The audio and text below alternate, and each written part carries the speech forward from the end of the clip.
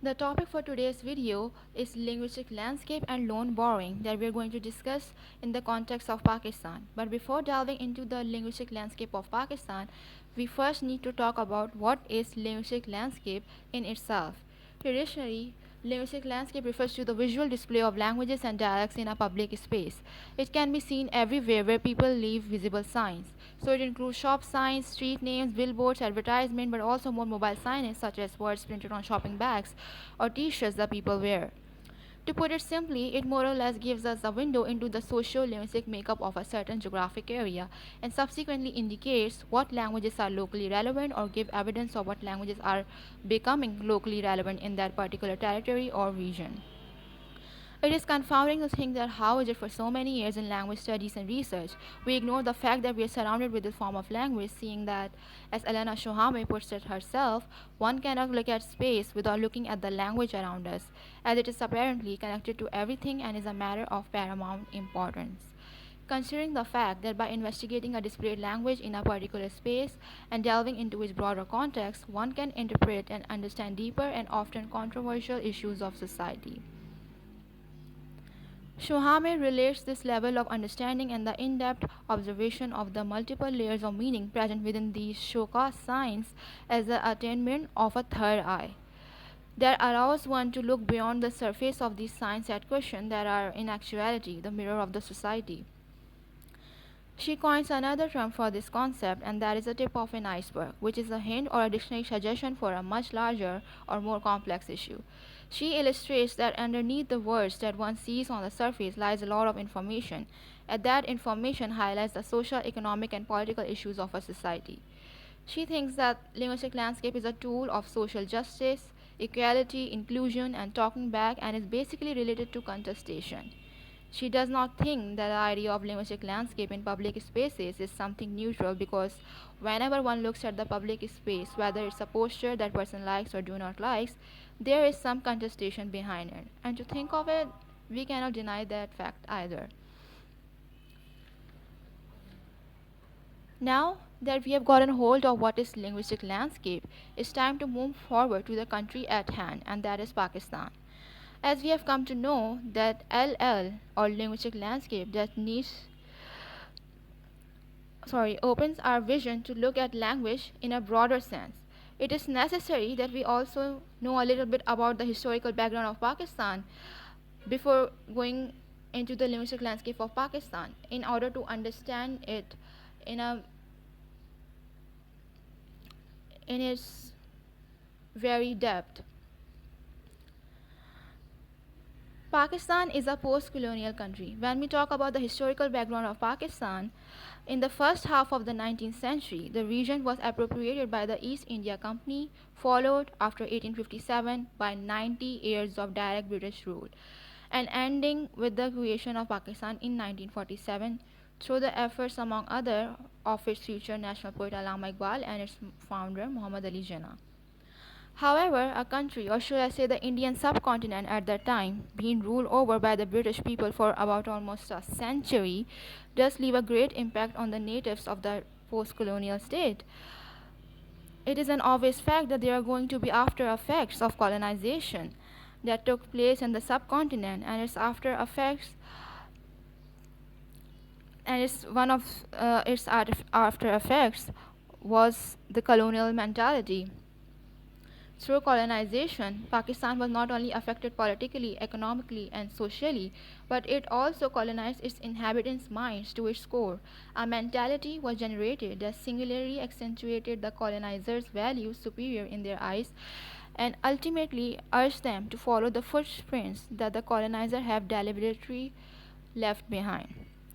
Moreover, this prevalent influence emphasized on the dire need for the acquisition of the colonizer language that apparently has positive social values associated with it. This brings our focus to the role of English language in Pakistan.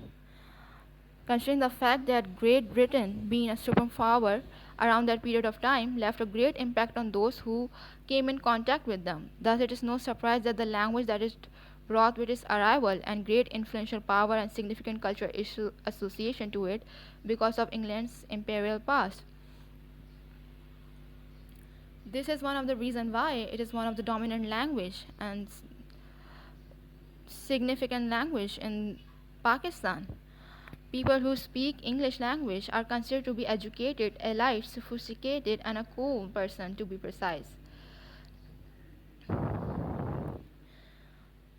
Now, you might be thinking, what is the purpose of all this information that I just shared, and why does this background knowledge have to do with the linguistic landscape?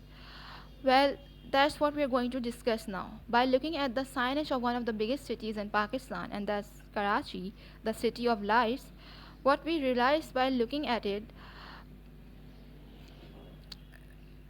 is that, and the linguistic looking at it is that the signs of the main roads in Karachi.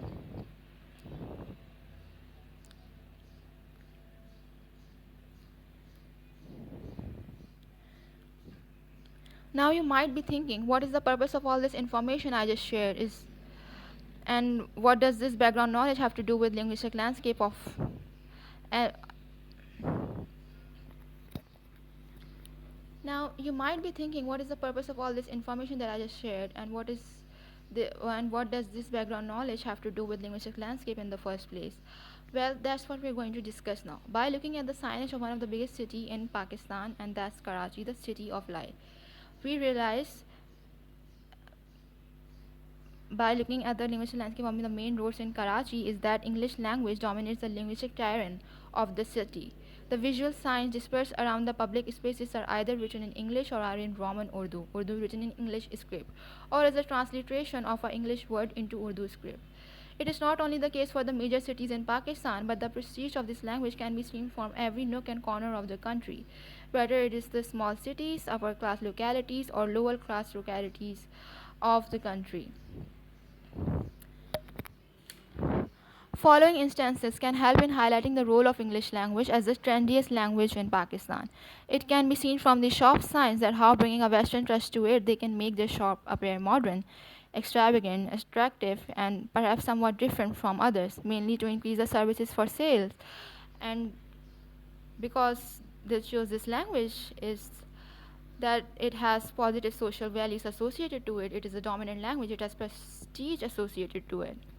As you can see in these four pictures that are on the screens, all the signs are in English fonts, but there are some words that you cannot read it, even though they are written in English fonts. Why? Because they are written in Roman script.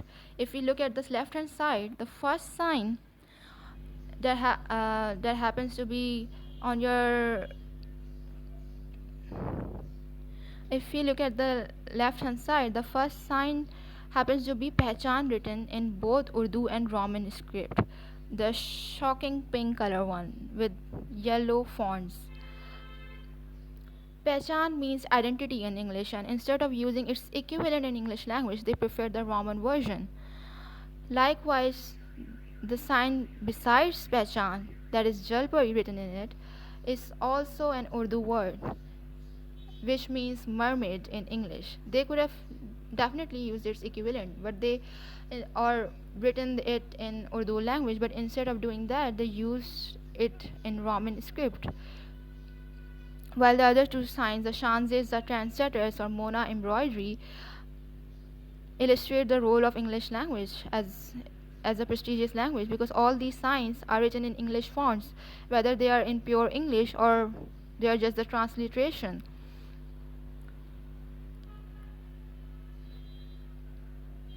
Moving on, whereas the other shop signs like Hijabul Musfira and Hijabul Malaika are also written in Roman script, even though you might see them written in English fonts, but obviously you cannot read it if you are not an Urdu or well obviously an Urdu speaker. While hijab is an Arabic origin, while hijab has an Arabic origin, it is commonly used in all the Muslim countries, and Pakistan being a Muslim country, this word is also frequently used in here. But the main question here is that it can be written in Urdu as well, yet it wasn't. Why? Because English is the dominant language of the region and apparently has a charms to it. Although there is some Arabic written in the second sign, Hijabul Malika, uh, the main sign is significantly written in English language. This thus brings our attention to another concept, and that mm, this thus brings our attention to another concept, and that is linguistic borrowing or loan borrowing. What is loan borrowing? According to Oxford Advanced Learners Dictionary 9th edition, it is a word, a phrase, or an idea that somebody has taken from another person's works or another language and used it in their own.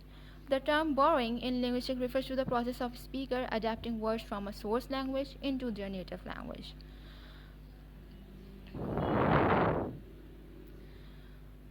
Loan words. It is basically an integrated word form that is adopted from a foreign language, but its orthography is adapted for the receiving language. This is the most recurring type of loan borrowing that we happen to find in the signage of the main roads of Karachi, such as the sign in that is visible on the screen where it is written Bismillah Tire Shop. Wheel alignment, wheel balancing, tires and rim, suspension works. You probably might be thinking that it doesn't seem like English. But they're all loan words. It may seem to be written in a different language, but once you hear me pronounce it, it sounds like English language. Well, that's because they are English words. They are translated into Urdu script, except for Bismillah, that has an Arabic origin, but it is still a loan word. All of the words that I just pronounced are loan words, although they are written in Urdu script.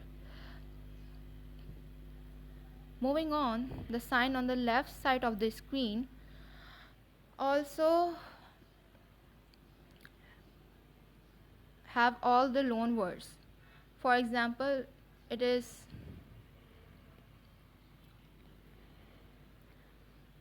moving on, the sign on the left side of the screen in that is written in yellow bold font is actually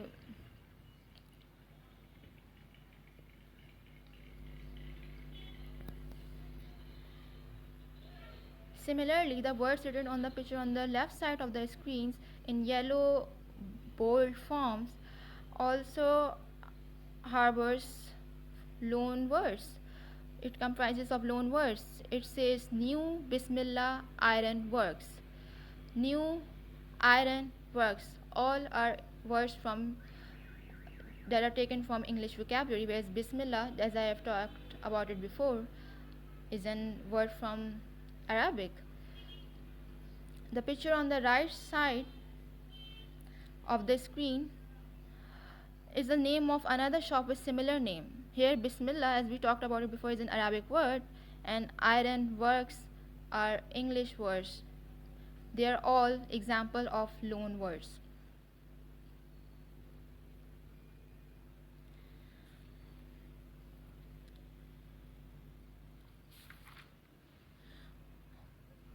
Now the picture on the left side of the screen, the two red color words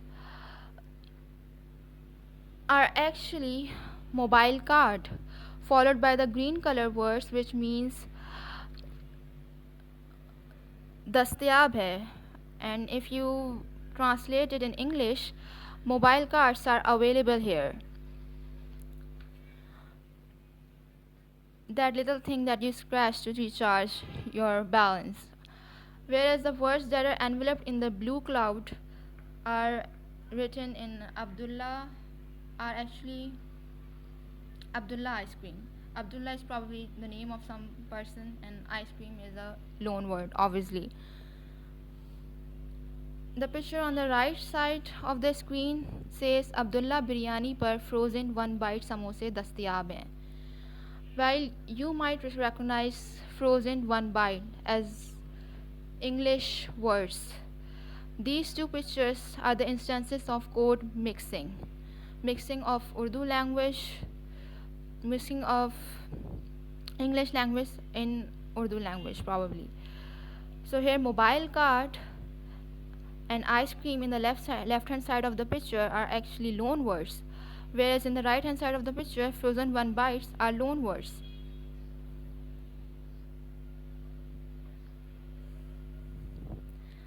Again, in the left hand side of the picture, season, engine oil, oil change is written in Urdu script. While in the right side of the screen, you may see the words written in Urdu script that also has a lot of loan words. New Bismillah Iron Works, welding, repairing, home service. All the words in both the pictures are loan words. Some are taken from Arabic, some are taken from English that you might understand when I pronounce it. You might also see some little Urdu written in the end, but it is not that prominent as the words that are transliterated into English.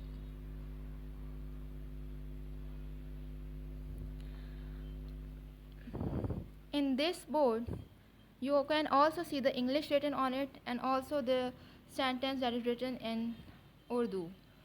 It's the same thing. Ali Decoration and Catering written in English, and on the right side Ali Decoration and Catering written in Urdu fonts. And here decoration and catering are loan words that are written in Urdu script on the right hand side of the picture.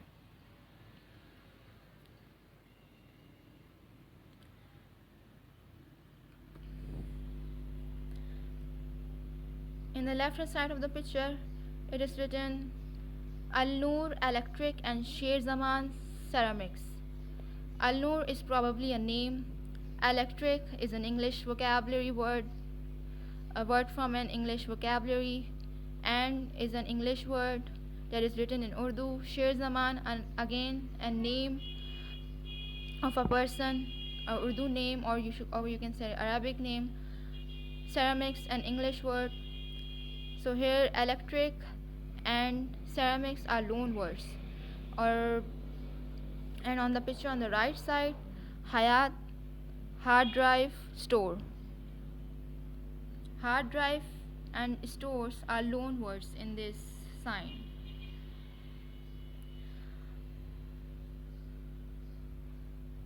The bold letter red color words actually says Noman's drill part.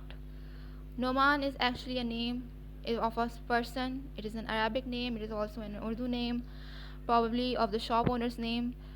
But here drill parts are actually loan words. But you also see a little Urdu written in the end that is not that visible. Let me read it for you. हमारे यहाँ drill machine, disc grinder, pipe cutter, random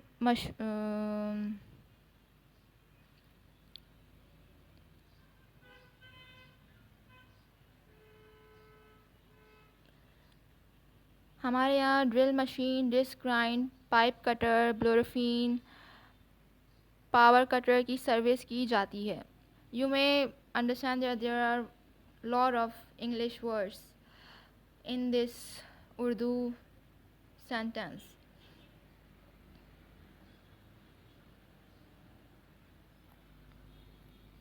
Again, address is an English word. It is a loan word, but it's written in Urdu script.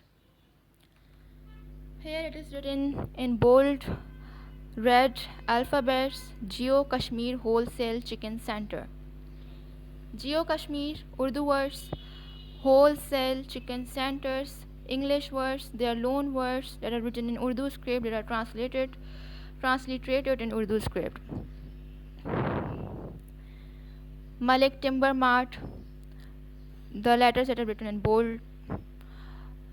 Malik is a name. Timber Mart, both are English words. It is also written in the end in English. You can read it in, that is written in white font. Vayani Iron Works. Vayani is probably a name. Iron Works Island again is an English word. Works is also an English word that is written in Urdu script. They are loan words. Vianney is probably a name, an Urdu name.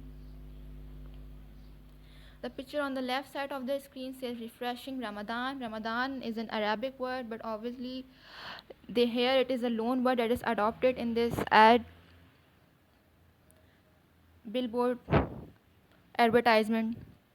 While on the right side of the screen it is written fresh all juice shake, ice cream faluda. Fresh all juice shake, these are all English words.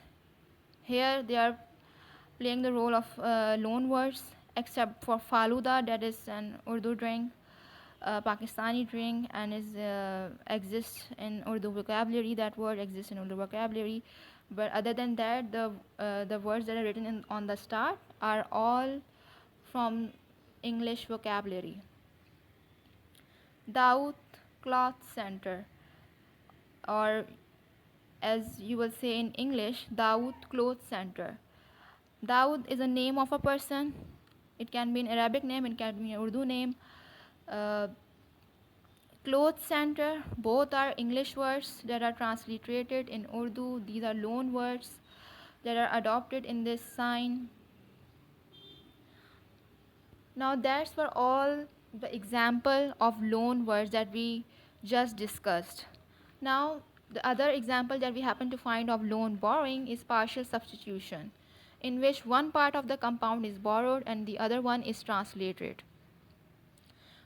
The picture on the left side of the screen says lawn mela. Lawn is a fine shade linen or cotton fabric of plain weave that is thinner than cambric, and it is an English word that is adopted from an English word, whereas mela is an Urdu word which literally means festival, but here the meaning is leaning more towards perhaps infinite amount of clothes, and you can take advantage of that mela. The picture on the right side of the screen that says Irshad Chabi Maker. Irshad probably is the name of the person, whereas Chabi is an Urdu equivalent for key. But instead of key, it is written Chabi, and the other word is written maker, yani Chabi maker. That means this is the example of partial substitution, because one word is in Urdu and other word is in English, and they are both combined to make a compound word, which simply means key maker. So that was all for today. Linguistic landscape is like adding an eye in which each building, each site, each sound, each billboard, an outdoor moving screen, a mall, a homeless person of the street is actually.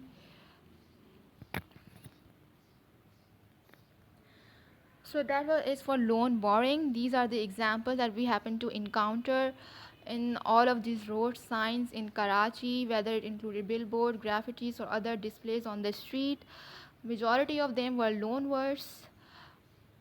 We can see there were a lot of words, lot of shop signs with 2 or 3 loan words that were adopted from English language, or 1 or 2 from Arabic, that were transliterated and written in Urdu script.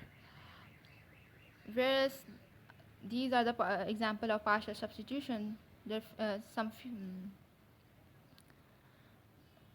and that we happen to find. Where these are the example of partial substitution that we happen to find in all of these pictures that we took from the main roads.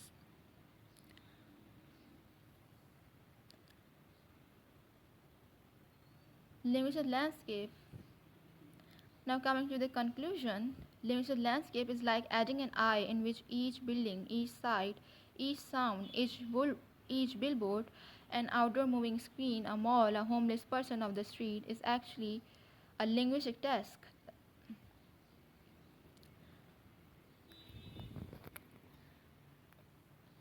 In its premise, linguistic landscape is like adding an eye in which each building, each site, each sound, each billboard, an outdoor moving screen, a mall, a homeless person off the street is actually a linguistic text that has to be critically read. To put it to put it more precisely, all those visible texts need to be processed as a tip of an iceberg for deeper and more complex meaning which are embedded in history, culture, religion, politics, and humanistic interrelations.